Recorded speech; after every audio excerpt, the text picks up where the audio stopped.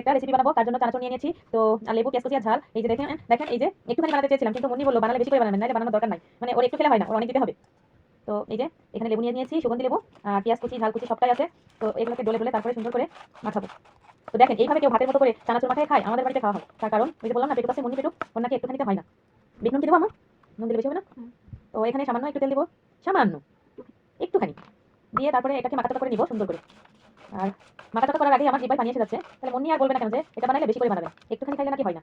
আর সামান্য দিব গন্ধরাজ লেবু, বেশ করে চেপে চুপে তারপরে এই যে রসটাকে বের করে নিচ্ছি। আমি মাখতে চেয়েছিলাম চামচ দিয়ে, কিন্তু এটা হাত দিয়ে না মাখলে হচ্ছে না।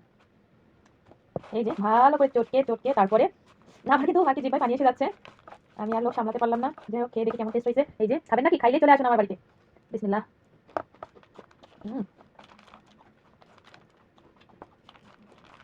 বেশ ইয়ামি হয়েছে।